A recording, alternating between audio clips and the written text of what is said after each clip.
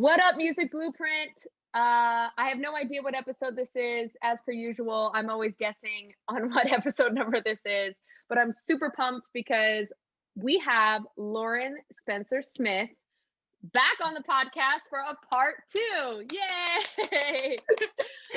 So I will say if you haven't seen the first episode that me and Lauren did together, you need to go back and watch it. It's kind of long, but it is so freaking good. She gives like a bunch of social media hacks and different things that she's done to kind of build her social profiles. And she's this young person that has figured out the system. So we decided to do a part two since you guys like the first one. But for anybody who doesn't know who Lauren is, or this is your first time seeing Lauren, why don't you tell a little bit about yourself, who you are, et cetera, et cetera. Yeah. Okay. I am Lauren Spencer Smith, of course. I'm now 17. I don't think I was 17 last time. Yeah, I think last time you were 16. Yeah. So you've gained a whole year. I'm a dancing queen. Right. Everyone's captions this year for 17 was right, that. Exactly. Classic. I am a singer. Some people know me on TikTok or Instagram. I was on American Idol's latest season in 2020. Basically just trying to make my career in music like every other aspiring artist. And I met Gina through American Idol. And we've been friends ever since. Yeah. We've been friends ever since. We met during Hollywood Week and I was like, who the heck is this chick? I feel like I'm going to be friends with her. And then really didn't become friends until Hawaii. Yeah, I was actually like a little bit intimidated by you in Hollywood Week because like you just looked and dressed so cool. I was also like, my Hollywood Week to Hawaii, there was like a 40-pound weight difference. Like I lost so much weight in Hawaii. You did lose a ton of weight. Like a ton of weight. So like I was very like chubby, self-conscious when I met you, and you were like dressed really cool. You had your hair in space buns, and I was like, okay, this girl's way too cool for me. Like I can't be in this. But then like in Hawaii, I was feeling super confident with like how I looked, and I was like, I can be friends with this girl. Right, now. Exactly. I just remember that every morning in Hawaii, you and I somehow ended up like in the same vicinity next to each other, and we just would talk and just joke about stupid things all the time. And I just remember being like, I really like this girl. This girl's like really funny. And I wasn't really vibing with like anybody else in my age group really. So at least the few that I knew. So I was just like, oh, I really like this girl, whatever. And then I ended up hanging out with the minors the whole time, which was just hilarious. Yeah. Which actually this should lead into, we should talk about what our American Idol experiences were. Yeah. So you should talk about your American Idol experience, because I actually think this would be important for anybody that's thinking about doing a TV show and all of that stuff. There's certain things we can't talk about, but we can just talk about what we liked and maybe possibly what we didn't like. I had a pretty decent experience, but you go first. Yeah. I mean, everyone can't say the same, but for my experience on American Idol, it was super positive. The best part about the show was just the networking and the friendships that you make. Like my lawyer right now, I met on the show. A lot of the people like Gina that I write with, I met on the show. So that's really like the vision you should be going into American Idol with is how is this going to help me in my career? Not I'm just going to go on the show and become famous from being on TV, because you can go on it and not get aired. Luckily, I was aired most episodes for most of my rounds. Maybe not full, but I was aired. I was on TV. My audition, very similar to Gina's. I was called like really last minute to go to my audition and had to like whip up a song in like 2 weeks and then just like went.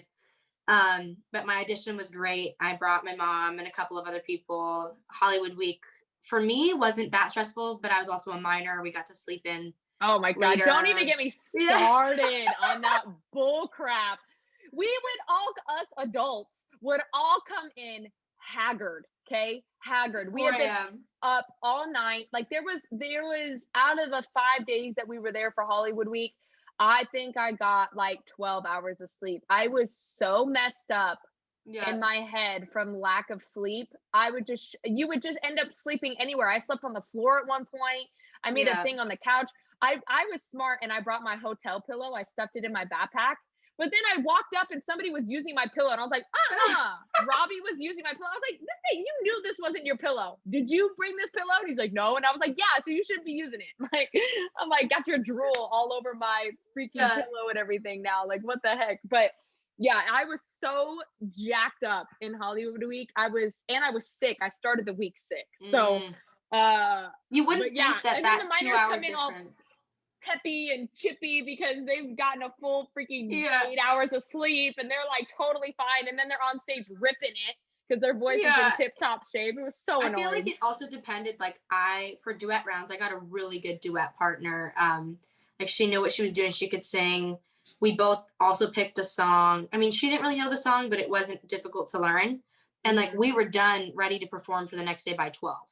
And like we didn't have to be ready to go till like 7:30. So it's like I went to bed, fell asleep by 1, was probably up at like 5:36 to get ready, which was a lot more sleep than anybody else got. And like you think that extra 2 hours is nothing until that 1 hour that you got turns into 3, and it's way more than what you needed.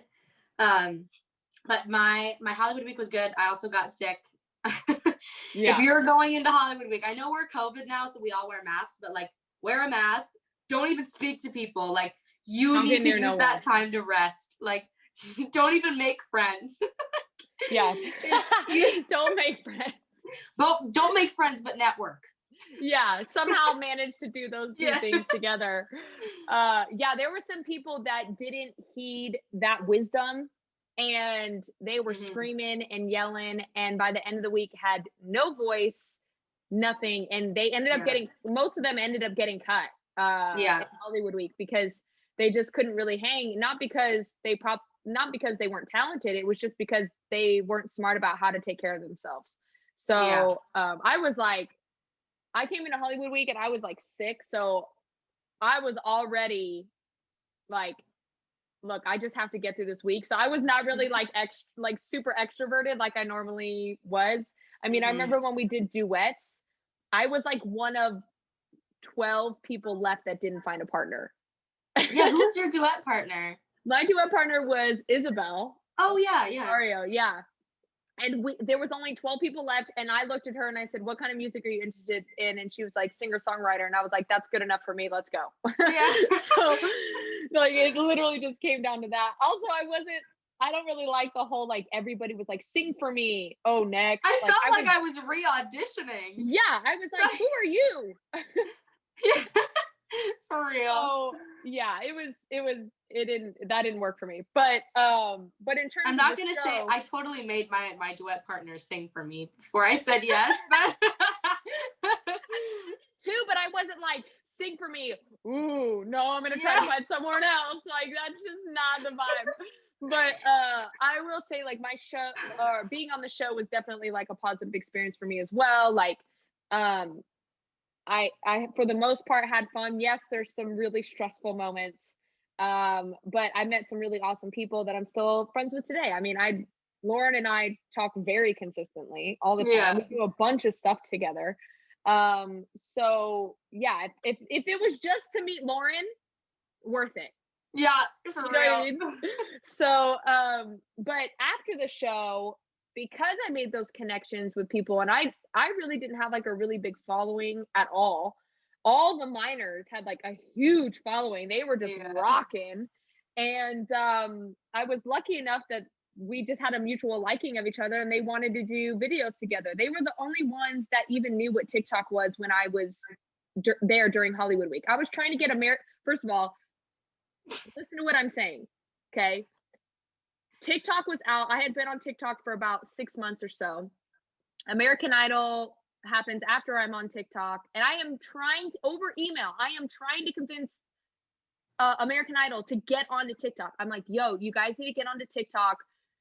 Is it cool if I post videos on TikTok? Blah, blah, blah, blah, blah. And they're like, hey, if you can not post videos on TikTok, we our company doesn't feel comfortable with you posting on TikTok. Like all these things preventing me from posting on TikTok, right? And I'm like, you guys are outside of your mind. This is the biggest promo that you will ever have for the show. You should get on top of it now. Did not believe me. I just posted my videos anyway.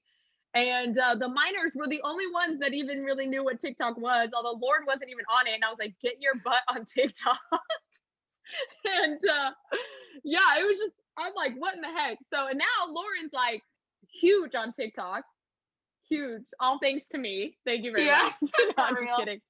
But why don't you talk about TikTok? All that to be said, I'll lead you into talking about TikTok. Yeah. Talk a little bit about what you've already told in the Mhm. last podcast that we did, the little hacks that you've already given for TikTok, Mhm. and then also talk about some new ones that you've discovered in the last 6 months Yeah. or so since we last had a podcast. Yeah. It's funny because I was just writing with Francis Carell and he was like, Mhm. TikTok is my like toxic relationship because it's such a love hate because the algorithm for it is so different to other social Oh, media platforms, like yes. so different. Like you can literally post a video of you sitting on the toilet and it could get 12 million views for absolutely no reason and you No have no reason. followers. Like Right. it's crazy, but it's Hmm. nice. You can use it to your advantage. And a lot of creators do. I know the last video I said multiple times, just consistency is what really works. Like posting once a day minimum, like twice a day if Yes. you really are going for it, but posting once a day. It's been proven with me. I'll get millions of views. I'll take a week off and I will not Hmm. get those views again until I've consistently posted for a month straight. Like it really Yes. is all about consistency. And Hmm. then mainly just like finding your niche and what people like. Yeah. If I post singing videos, they do really well. But if I posted a video of me dancing, people don't like that. Like I have Yeah. discovered from my following that people like when I sing, and that's what gets me engagement. Like use that to your advantage once you find out what your niche is. Follow Right. that and keep doing that because it's Hmm. proven from your following that that's what they want to see. Yeah, Um, and if you decide to, like, maybe you did a comedy skit thing and that popped off and now everybody's expecting comedy skits from you and you do that for a while and you get sick of it. What I would suggest is continue doing the comedy skit things in a consistent manner, and if you want to try something different, then start another mhm, page. yeah. Because the problem is if you start trying to do, let's say, like music stuff on a comedy page, all the people that are following you for comedy, so you're just going to end up losing followers anyway. Hmm. So it'd just be better to just start new, have a new profile called something else, Dogface Hmm. 418 instead of 420 or whatever, Yeah. and just start it fresh. That's way better than having to trying to use the platform you have to build Yeah. into something different. It just doesn't work for some reason. I don't know why. Because people follow you based on if they saw a video of you singing, they follow you for your singing. And like, I Yeah. mean, typically speaking, the reason people unfollow you is because they follow you because they have this vision of what they think you're going to be posting. And if you don't meet their standards, they unfollow you. So Right. if I follow someone for singing and then all of a sudden they're on my For You page sitting on the toilet, I'm good, right? Like that's kind of how everyone thinks. So you really got to roll with what you're doing. Definitely Right. start a new page if you randomly decide you're going to switch directions with where you're going on the app. Mhm. Um, as for new stuff, I know everyone I've talked to, the algorithm has just been so weird lately. And I Weird. think any creator that watches this video is going to be like, yep, it is so crazy. Like I had a video, I was getting no views for the following that I have, like none. And then I randomly got a video that had 5 million views. And then now I'm back to none. And it's like, Yeah. that has never happened to me and it doesn't add Mhm. up. Yeah. I know you mentioned, and a couple of other people I know as well that create on the app, they came off their creator fund because there's different like accounts you can have. You can have like a business account, a regular account. So if you're finding that you've gone 2 months of posting every single day and you're super consistent, you haven't gained a single follower and your views are still just sucky, I Mhm. would try switching to one of those different things, whether it's going back to the regular one, whether it's business, whether it's going on creator fund or coming off a creator fund. Yeah. Try to see if any of those are fixing it. Don't just have 1 week of bad views and decide you're going to switch it up because it might Right. just be your 1 week of bad views. You have to be in a consistent path of suckiness Yeah. to be And willing to go into these options. yeah, and I will definitely attest to this one. Lauren and I were chatting about a month ago in some change, Yeah. maybe 5 or 6 weeks ago. And I was telling Lauren, I was like, dude, I've posted a video every day for over 60 days straight. Yeah. Like, and my content was, in my defense, pretty good. Like it was Yeah. It was pretty good good. content to be on TikTok. I mean, I took time to edit it and everything. Um, And I was like, it's just not making sense why I'm getting such low views. Like I was only getting like 200 or 300 views. And I'm like, Yeah. these at least deserve a couple thousand. I mean, Yeah. like at the bare minimum. So Lauren was like, well, I just heard that some of my friends like turned their creator fund off and their views started going up. So I didn't even know that I had creator fund on. Yeah. Okay. I had it on because originally creator fund was um just for you to see analytics. It had no payment side of it. It didn't have the whole like, they're paying every time you get a certain amount of views, they pay a certain, amount per view, right? That wasn't an option. That didn't happen until recently, probably like six months ago or so. So I didn't even know I had it on. I thought I just had the general thing just to see analytics. So then she said that to me. And so I posted for another week and still nothing. So then I was like, I'm just going to try it. Let me just try it for like a week or two and see if it changes. It doesn't hurt. I mean, it's not like I'm making crazy money. Right. Yeah. So I did it. And I'm telling you guys, not 5 days later, after I turned it off, my video got 250,000 views. Yeah. I gained like 15 to 20,000 followers in like a Mhm. few weeks.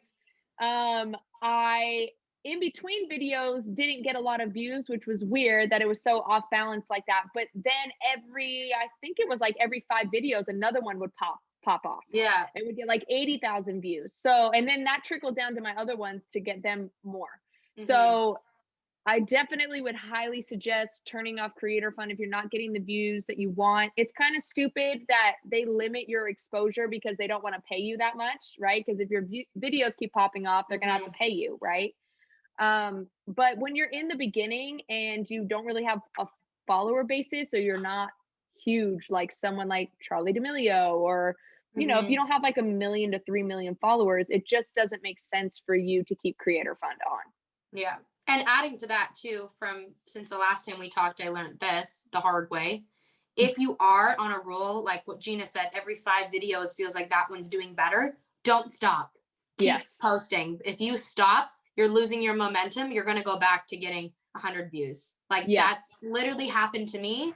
It's happened to all my friends. If you're going to work and you think you're too busy, stay up till midnight to make those videos because you're going to regret not posting.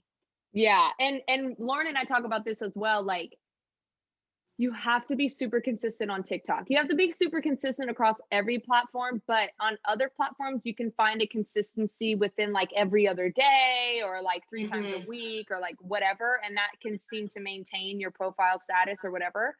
But with TikTok, what happens is if you just post once a day, for some reason, once it starts picking up, just don't quit. Because it's going to take you, if you stop at any point, it's going to take you another 30 days to get it back up. Yeah. Again, like literally the other day, I didn't post one and I'm worried now that my momentum's going to stop. Yeah. Like I'm super sketched out. I'm like, oh, I hope that doesn't happen. And like, if you suck, something random. If you suck at planning and like, I do not, neither does Gina, do we record all of our TikTok videos each day. Each day you see me post it, I did not record it that day. I record like 14 videos in one day for that week. Like I pre-plan all my songs. I pick a day and I make all my content. I go take all my photos because you just I don't have the time to look good every day and make my videos. I don't sound good every day. Especially now with COVID. Yeah. Heck no. Am I getting dressed every day when I don't have to? Like, literally. I literally pick I have a couple days a week. I pick 2 days a week that are like my content days. And a lot of times I only need 1 day to do it, but the second day is for me to edit them.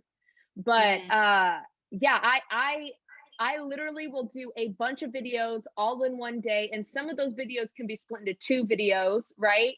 And I will change outfits 14 different times. Same. So that it looks different for each video. So it doesn't look like I recorded it all in one day, but I did. And then I just edit them and I post them when I see fit. So yeah, you have to do it that way. And it's like, who has time to freaking do that every day? Yeah, unless you are just an influencer. Like I think for us, like we do music, so we wanted post our content on social media to get our music platform bigger. But a lot of people are just influencers. They don't necessarily have that music talent or that acting talent, and they're not doing that. And they do have time every single day. That's their job. They just do brand deals. It's their job to be in front of the camera. If you're doing that, I say do it every day if you have no other job. But if you're like us, where your priority is creatively focused on music, and that's where you want to be, and that's where how you share your emotions and what you want to be releasing, just plan ahead. I had no sound for you for a sec there. We were talking for so long beforehand. And then I think my AirPods were like, psych. Exactly. No, yeah, absolutely. Like if it's your only job to be a content creator, good for you. Do it every day. Yeah. And also do what works for you. Maybe you have time every day and maybe it stresses you out to do it all in one day. That's fine. Yeah. For me, it stresses me out to freaking have to do it every day. I'd rather have all the content ready every Sunday, and then all I have to do is remember to post it. So all I have to do is set an alarm on my phone to post it. That's way easier for me than having to remember, oh my gosh, it's already 8:00. I forgot to post something. Now I have to create it, curate it, and then post it. Yeah. Like that, to me, that just stresses me out. Yeah. And like at the end of the day, like for me, I'm an adult. Like I have a full-time career, music career, session overload thing going on. I don't have time for all of that. And I know there's other adults that are like, I'm a full-time teacher. Like I don't have time to do that. Cool. Do what I do on the weekend, plan on a Sunday to do all the content. For you, you know, obviously you're somewhat considered a kid. And with you, this is your full-time job, but you also have a full-time job. So, and even you do. Yeah. So it is what it is. Yeah. But okay, so when you create content, do you create it with the intent of it going viral, or do you create it with the intent of, I just think this is dope, or like maybe I think my audience will find it dope? Like, what's your intent when you create Yeah. video? It's hard to say. There are certain things I find that if I do that more, they get more views. Like a lot of people like when I belt, if I sing like All I Ask or like big songs like that, people like that. But you can never call that something's going to go viral. It's such a random thing. So I never create content being like, I'm doing this to go viral. I do content. If I love a song, I'm like, I'm going to post this because I like it. And that's all that matters. But I definitely shape my content around what I think my audience is going to like. Like Driver's License came out. Yeah. Obviously, best song ever, speaks for itself. I was like, right, it's currently getting 13 million streams a day. Yeah, so, more. Speaks for itself. But as much as I love that song, that was my favorite song still. One of the reasons I did it is because I knew it was going to do well online, because I know for a lot of other creators, they can say their whole For You page is Driver's License. Yeah. Like I scroll 30 times and it's all the audio of Driver's License, a POV of Driver's License, a cover of Driver's License. And I was like, if I do a cover of Driver's License, there's no way it doesn't do well. And I did that, and it got like 2 million views. And I wish you would have texted me, because I saw you do Driver's License and I was like, shoot, I need to do it. But like by the time I did it 3 days later, it was too late. Yeah, it was way too late. And I was like, I need to have Laura text me like next time which you normally do. You actually are very, very kind in the fact that you text me and send me stuff on TikTok and be like, this is the next trend. Yeah. Get on it kind of thing, which is so nice. She does not have to do that. That speaks to how kind you are. I just think like Gina deserves to be, I have this other friend that like deserves to be like influencer famous. Like they just try so hard and they help so many other people. Like I probably wouldn't be on TikTok if Gina didn't like give me this big pep talk, and like I feel guilty that you got me on TikTok and I'm more TikTok famous than you. Like I'm like, she tries so hard to be on TikTok. I'm like, she just deserves the TikTok. Well, I think you know what's funny is like I feel like I try hard in terms of consistency, but not as like a try hard in content. But what I think was working against me was, one, I wasn't as consistent about it as I should have been. Like I wasn't in the midst of all the American Idol stuff and everything. I was posting somewhat consistently, but it was only like 4 days a week. And so and like the TikTok algorithm just doesn't work like that. You have to be on it every day. And it took me a while to figure that out. So then once I figured that out, then I was like, okay, now I need to get the content together, right? And then when I got the content together and started posting it, then the creator fund thing shot me in the foot. So I was like, son of a TikTok was just working against you. Dude, I felt like everything was trying to work against me. So then Lauren was, again, so kind enough to do a video with me. She and we did this cover video together. And one, that gave me a pretty big boost on Instagram. I literally, first of all, I just want to say this. I post one video with Lauren on Instagram, and we posted it across all platforms. But on Instagram, I post one video with her. Literally, I gained 1,500 followers in a freaking week. You also sounded like so good in that video too. Thank you really popped off. Like when you sent me that video, I was like, shit, like I gotta sing with this. Like I look bad. Right. No, you sounded amazing. You're what took it to the next level, honestly. But and then I think when I posted that video on TikTok, although it didn't do like crazy well on TikTok, I think that's what gave me a boost because I believe the next video I posted was Cry for the Both of Us. And then that popped off. And I posted Cry for the Both of Us in such nonchalant way.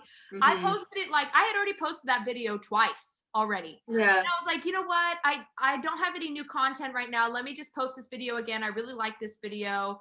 And I just posted it again at a random time at night. It wasn't even like at 1:00 when like the prime time is or like 3. Like I literally posted it at like 9 p.m.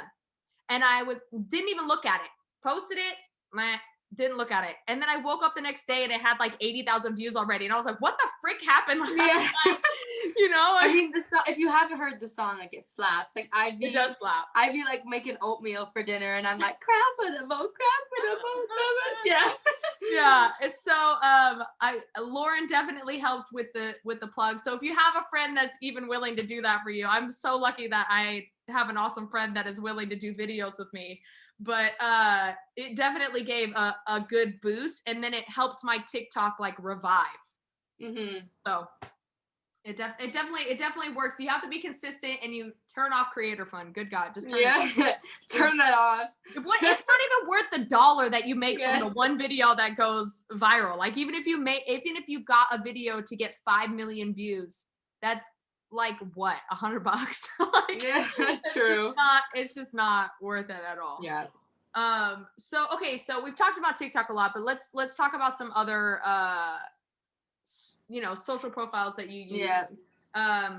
And what you have found to be consistent. For me, with Instagram and Facebook, it's more just me posting every day just to maintain. And then having some videos maybe pop off, like the video that you and I did together or something along those lines. But what is your plan especially in 2021, like what's been your plan for this year for your social profiles? Like for Instagram, I've been trying to switch it up. I'm doing like kind of a project to see what's going to work.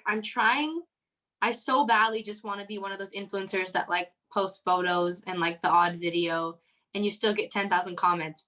But if I post something that's just a selfie, like it just doesn't do well. But I feel like Instagrams without an aesthetic are so unpleasing for someone that just is viewing your account for the first time. Yeah. So I'm trying a little thing to see if it's going to work to kind of just post more like photos of myself and make sure the videos I'm posting are not just random videos from TikTok that didn't do well. I'm trying to be like, if it does well on TikTok, I'll post it on my Instagram. If it's just a 5,000 viewer on my TikTok, it's not going on my Instagram because it's already been proven to my larger following base that they don't like it. Like, and because I think our video that we did for If the World Was Ending, like that's quality sound and quality content. Like that's the kind of content I want to be posting on my Instagram. TikTok's more of like a free for all. You're singing in the bathroom. People love it when you're doing whatever. But I'm trying to do that with my Instagram, kind of switch it over to more of like the influencer thing. We'll probably do another one of these and I'll let you know if it works out or not. still just the whole 3-minute video thing. Like longer videos do better on Facebook. If you're going to post a 20-second video on Facebook, just don't do it. That's actually good to know, because I've posted a few videos on Facebook that were under a minute. And even Facebook tells you when you post a video under any video, it says 3-minute videos do better. Like it tells you. Yeah. And sometimes I'm just like, like, yeah, I don't have a 3-minute video right now. This is the piece of content that I have, and I'm just gonna post it, but maybe I shouldn't. So maybe I'll try to not do that. I have decided that all of my, because I create so much content especially for YouTube.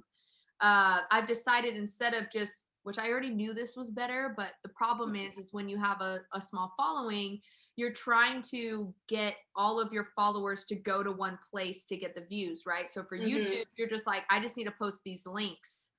Even though I know that with the algorithm, it doesn't do better with a link, it does better with posting the video directly to the platform. Yeah. But then I decided this year, I was like, you know what? I've done that. It's not working in the way that I want it to work. So now I've decided I'm just going to post all my videos directly, which all of them are 3+ minutes. Yeah. So I think I mean, you also don't make money on your Facebook videos without it being 3 minutes. They don't monetize them for you. So if you're doing it for money too, and this is your job, right, just make the 3-minute video. I know it's hard, because for me, like, I'll like a song and the pre-chorus and the chorus sound so good with my voice, and it's hard for me to sing the whole 3 minutes without being pitchy, at least somewhere. Like, everyone is pitchy. And like, you're like, oh, but I don't like the second verse as much as I like the first verse. Why would I post that? People really don't care. Yeah. Like, they really don't. If they see the whole video, like, even someone like as me, as an artist watching someone else, I know you can't sing an entire song without being pitchy somewhere, unless you're like there's certain artists I've seen do it, and it's like they practice that. If you're just singing it in your bedroom, no one expects you to be pitch perfect, and they just like to see the whole video. People love full songs. They hate it when you post 30 minutes or 30 seconds. It's a live performance. You know, they feel like it's almost similar, especially now. People miss live shows so much. It's almost the closest thing they can get to a live performance, watch an online concert or something. So, and the fact of the matter is, this is what I try to tell people all the time, is like, you see the flaws because you're other people don't. Yeah. Most people are not musicians. So maybe a fellow musician might see the flaw, but the fact of the matter is most people aren't musicians. So they're not going to see the flaw. They're going to think you did it on purpose or whatever. Like, nobody ever knows. Like, I always make the joke, like,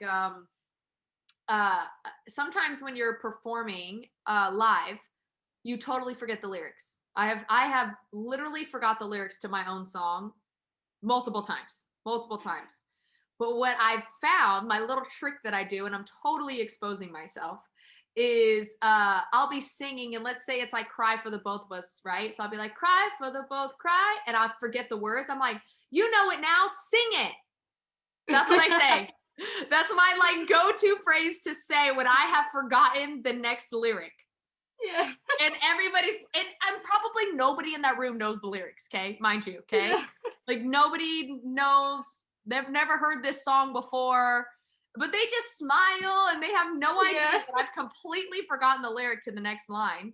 And then I just pop back in on the lyric that I do know, and nobody knows.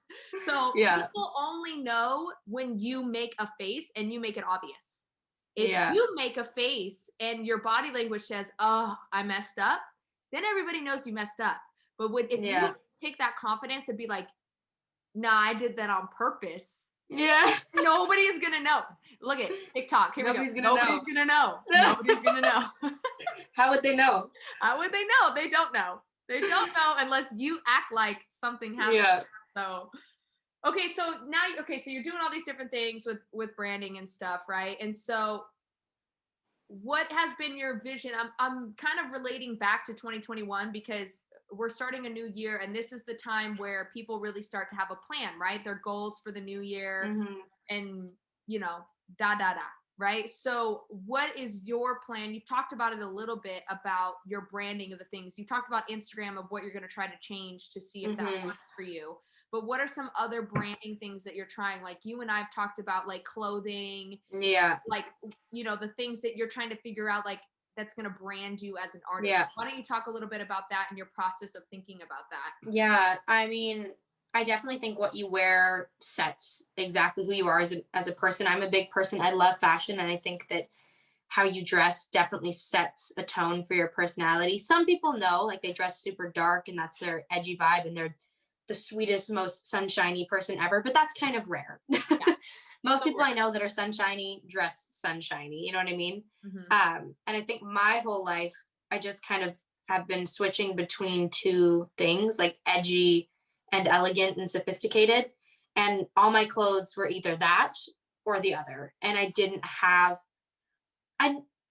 didn't have like the energy to want to spend a ton of money on all these new clothes. And like, I finally just said to myself, like, in order for you to have this brand, kind of similar to like what Billie Eilish wears, everyone knows Billie Eilish's style. Like you put a big puffy sweater on, you're like, I feel like Billie Eilish. And like, that's what you want people to think about your brand. You want someone to wear sweatpants and be like, oh, I'm Lauren Spencer Smith today. You want what you look like to be a brand.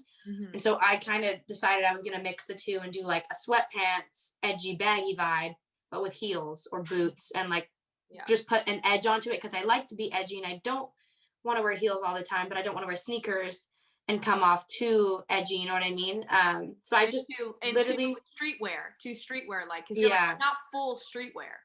But I like streetwear and I like to be able to wear things that I'm comfortable in and I'm not like in a corset all day, you know what I mean?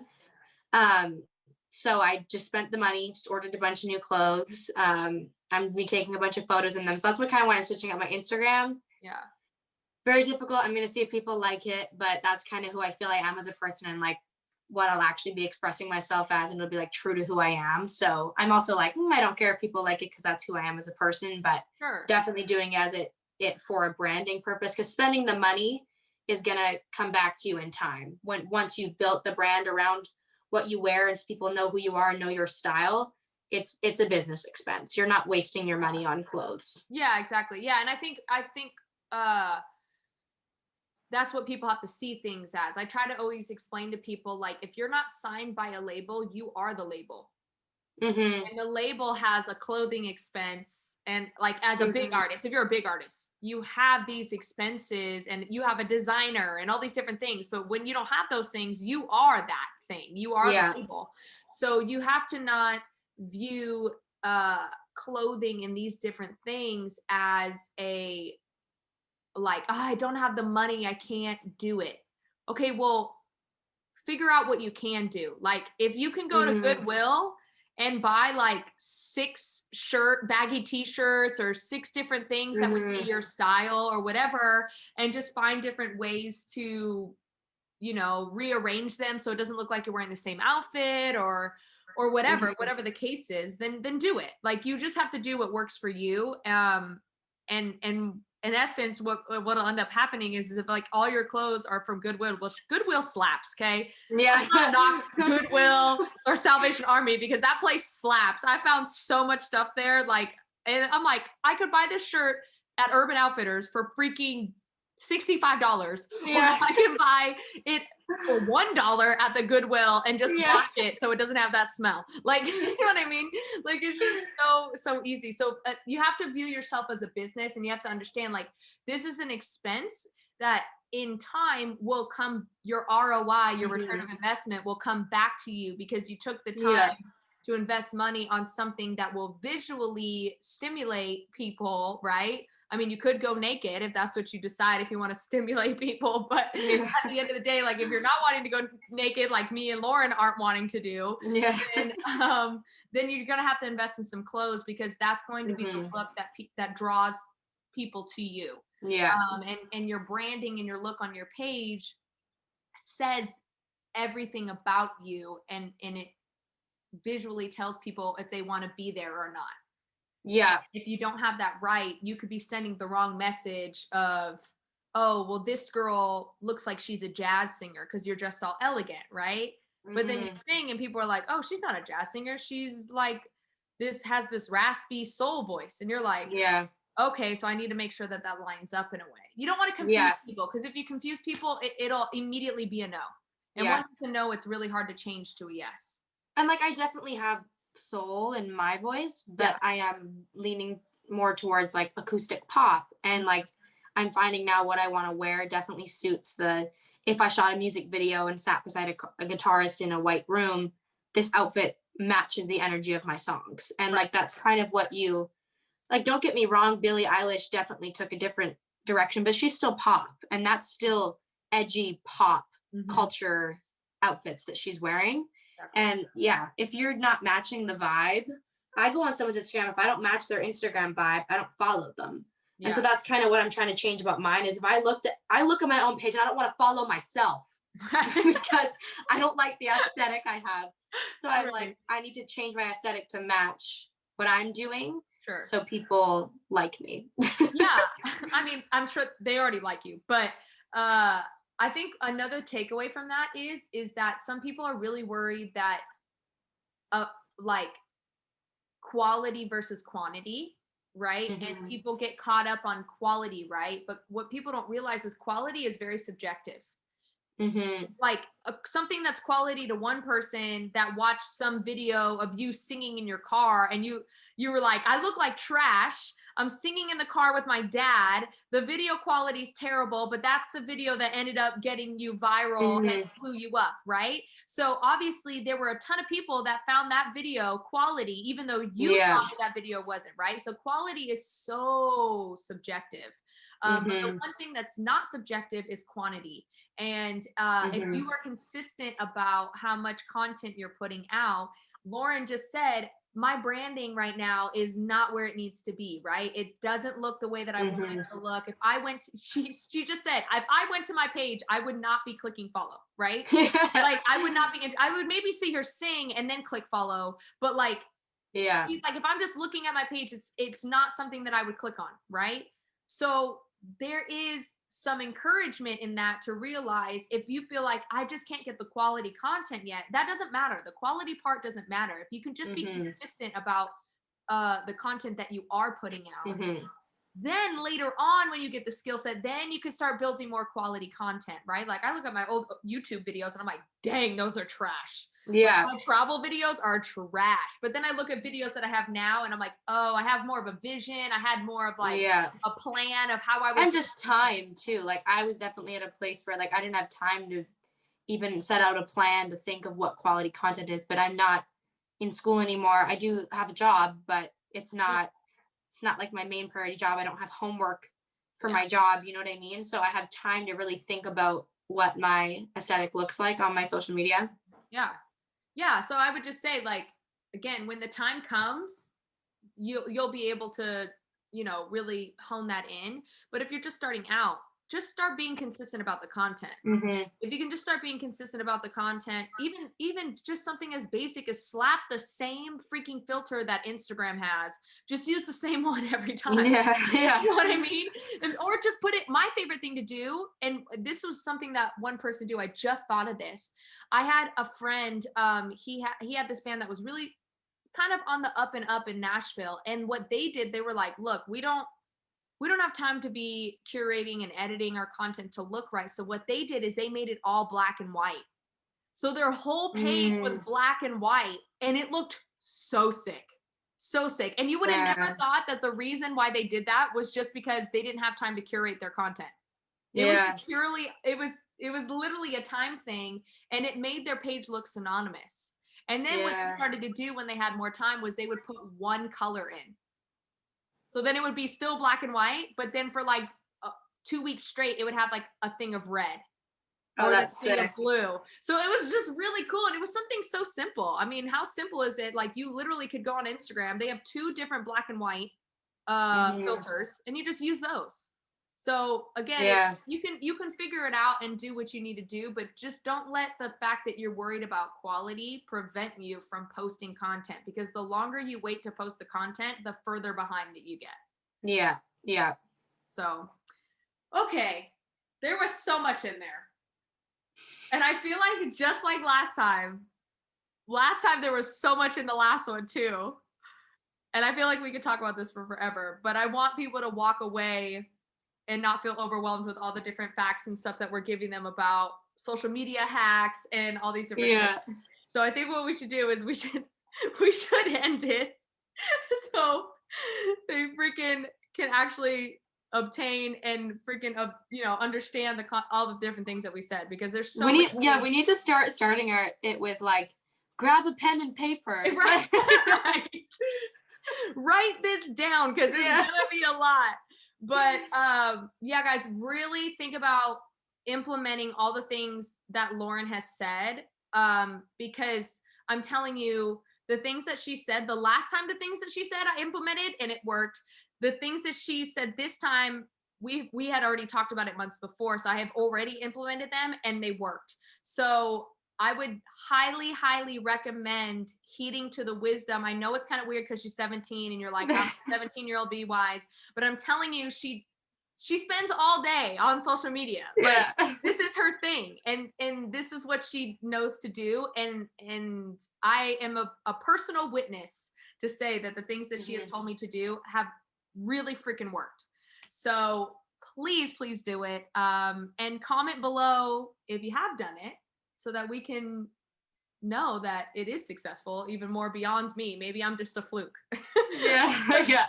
You're the trial. Right, exactly. But thank you so much, Lauren, for coming on. Seriously, you're like a really, really good friend of mine. And I always love when I get to have friends on here. And you're always so kind with your time with me, and always just so nice to just take a second with me. And I know you don't have to do that. And I'm so, so appreciative. So, and I know the people that was such a speech are gonna be, yeah, okay, I'm gonna bye while I cry myself to sleep. I just want to live in Los Angeles. I know, gosh, we've been trying to get freaking Lauren to LA for forever.